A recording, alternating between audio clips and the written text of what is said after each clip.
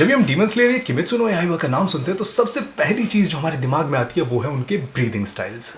चाहे वो तांजीरो हो या ज़ेनित्सु या इनोसुके, जब भी हम इनके अटैक्स देखते हैं ना तो इनकी सुपर ह्यूमन कैपेबिलिटीज के पीछे हमेशा एक चीज हमें देखने को मिलती है और वो है इनके ब्रीदिंग स्टाइल्स। तो आइए देखते हैं कि ब्रीदिंग का क्या मतलब है और इनमें से ऐसे कितने ब्रीदिंग स्टाइल्स हैं जो इस एनिमे के अंदर मौजूद है।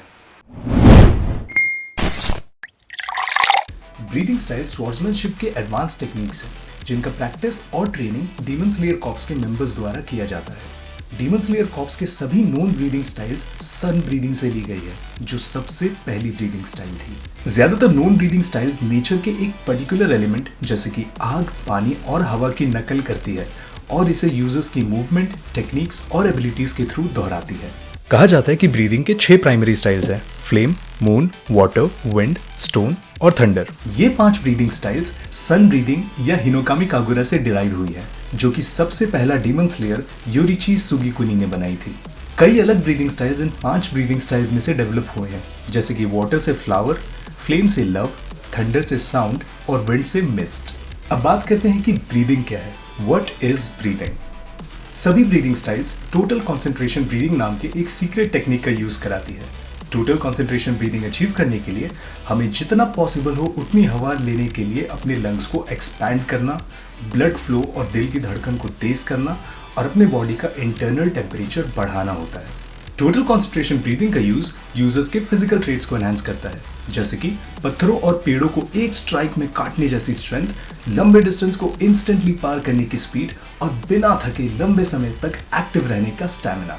ये हमारे मेंटल ट्रेट्स को भी इंप्रूव करता है, जैसे कि फास्ट थॉट प्रोसेस और साउंड वेव्स या लाइटनिंग जैसी एक्सट्रीमली फास्ट अटैक से बचने के लिए रिड्यूस्ड रिएक्शन टाइम। ब्रीदिंग में एक्सपर्टीज हासिल करने के लिए ट्रेनिंग में एक विशेष प्रकार की खोखली वेसल में फूंकना शामिल है, जो नॉर्मल वेसल से काफी टफ होती है। इसका ऑब्जेक्टिव होता है वेसल में इतने ताकत से फूंक मारना कि वेसल टूटकर अलग हो जाए। अब जैसे जैसे ट्रेनिंग आगे बढ़ता है वैसे वैसे वेसल को उसी टाइप के बड़े और बड़े साइज से बदल दिया जाता है। अब बात करते हैं ब्रीदिंग स्टाइल्स के बारे में, जिसमें से सबसे पहले आता है सन ब्रीदिंग। सन ब्रीदिंग या हिनोकामी कागुरा एक ब्रीदिंग स्टाइल है जो कामादो परिवार के हर जनरेशन में चला आ रहा है।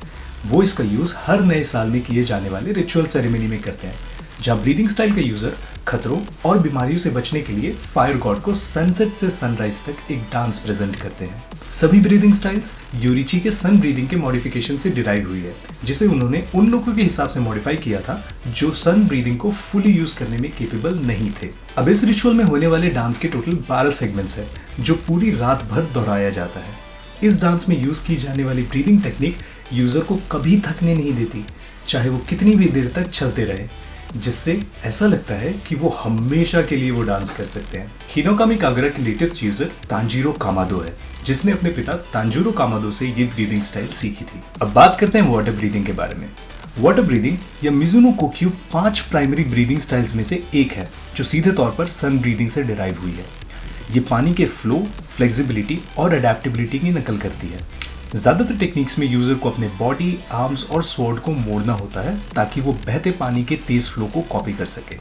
ग्यूतोमियो का लेटेस्ट वाटर हशीरा है और इसने वाटर ब्रीदिंग स्टाइल के 11th फॉर्म का भी इजाद किया है, जिसे डेड काम या नागी कहा जाता है।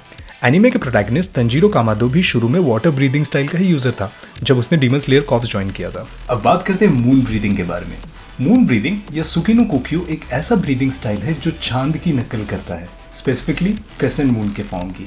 ज्यादातर टेक्निक्स और फॉर्म अलग अलग स्वॉर्ड पैटर्न्स है जो तेज और पावरफुल अटैक्स पर फोकस करती है, जो ऑफेंस और डिफेंस दोनों को मिक्स करती है। स्वॉर्ड से की गई ज्यादातर अटैक्स क्रेसेंट मून के आकार और पैटर्न को कॉपी करती है। मून ब्रीदिंग भी सन ब्रीदिंग से ही डिराइव हुई है, जब इसके यूजर मिचिकात्सु सुगीकुनी ने अपने भाई योरिची सुगीकुनी से सन ब्रीदिंग सीखने का अटेम्प्ट किया था।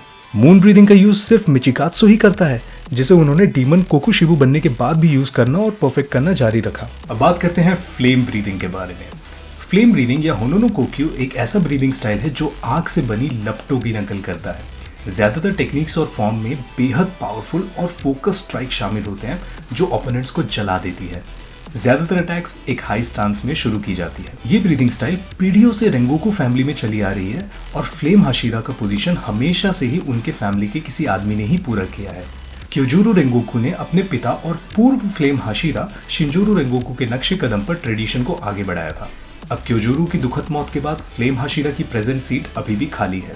मुगेन ट्रेन इंसिडेंट के दौरान अपर मून 3 अकाजा के साथ हुई लड़ाई से मिले जख्मों के कारण उनकी मौत हो गई। अब बात करते हैं थंडर ब्रीदिंग के बारे में। थंडर ब्रीदिंग या कामिनारी नो कोक्यू एक ऐसा ब्रीदिंग स्टाइल है जो बिजली की नकल करता है। ज्यादातर टेक्निक्स और फॉर्म्स में दुश्मन को एक ही इंस्टेंट में डिफीट करने के लिए ब्लाइंडिंग स्पीड और लाइटनिंग फास्ट अटैक्स का यूज किया जाता है। जेनित्सु ने एक्सप्लेन किया था कि ये ब्रीदिंग स्टाइल यूजर के लेग्स में ताकत लाने और उनमें हर एक मसल और ब्लड वेसल्स के आउटपुट को मैक्सिमम करने पर फोकस्ड है। यूजर इस हद तक बिजली की नकल करता है कि जब वो किसी टेक्निक को यूज करता है तो उसके आसपास हवा में वाइब्रेशंस होने लगते हैं और अपने फुटस्टेप्स की आवाज से थंडर जैसी बहुत तेज आवाजें पैदा होती है। थंडर हाशिरा की करंट सीट फॉर्मर हाशिरा जिगोरू कुवाजिमा के रिटायर होने के बाद खाली है। वो जेनित्सु और काइगाकू के टीचर हैं जो थंडर ब्रीदिंग स्टाइल के लेटेस्ट यूजर हैं। अब बात करते हैं स्टोन ब्रीदिंग के बारे में। स्टोन ब्रीदिंग या इवन अ कोक्यू एक ऐसी ब्रीदिंग स्टाइल है जो अर्थ और पत्थर की नकल करते हैं। ज्यादातर टेक्निक्स और फॉर्म स्ट्रॉन्ग और स्टर्डी अटैक्स जनरेट करने के लिए यूजर के नीचे की जमीन और आसपास के सराउंडिंग्स का यूटिलाइज करती है, जो ऑफेंस और डिफेंस दोनों में स्पेशलाइज्ड होते हैं। स्टोन ब्रीदिंग का लेटेस्ट यूजर गियोमी हिमेजिमा है, जो स्टोन हाशिरा की सीट भी ऑक्यूपाई करते हैं। उनको डीमन स्लेयर कॉर्प्स का लीडर माना जाता है और तांजीरो और इनोसुके का मानना है कि वो डीमन कॉर्प्स के सबसे स्ट्रॉन्गेस्ट डीमन स्लेयर है। डीमन कोकुशिबु या फिर अपर मून 1 ने उनके बैटल के दौरान ये कहा था कि अपने एग्जिस्टेंस के 300 सालों में उसका सामना गियोमी जैसे पावरफुल वॉरियर से नहीं हुआ। अब बात करते हैं विंड ब्रीदिंग के बारे में। विंड ब्रीदिंग या काजे नो कोक्यू एक ऐसी ब्रीदिंग स्टाइल है जो हवा की नकल करती है, स्पेसिफिकली हवा की पावरफुल व्हर्लपूल्स और टोरेंट्स की। ज्यादातर टेक्निक्स और फॉर्म्स में पूरी तरह से ऑफेंसिव अटैक्स यूज होते हैं, जिनमें से ज्यादातर साइक्लोन की तरह घूमने वाली मूवमेंट्स का यूज करके काफी पावरफुल स्लैशेस क्रिएट किए जाते हैं। अपने चारों ओर की हवा को यूटिलाइज करके सिकल की शेप जैसी अटैक्स को भी अंजाम दिया जा सकता है, जिससे यूजर्स के अटैक रेंज काफी बढ़ जाती है। विंड ब्रीदिंग का लेटेस्ट यूजर सानेमी शिनाजुकावा है, जो विंड हाशिरा का सीट भी ऑक्यूपाई करता है। सो ये तो थी प्राइमरी ब्रीदिंग स्टाइल्स की एक छोटी सी झलक। लेकिन अगर आपको किसी और टॉपिक पे वीडियो चाहिए या ब्रीदिंग स्टाइल्स पे और वीडियोस चाहिए तो हमें नीचे कमेंट सेक्शन में जरूर बताना। Till then, do good, stay healthy and always be a weepaholic.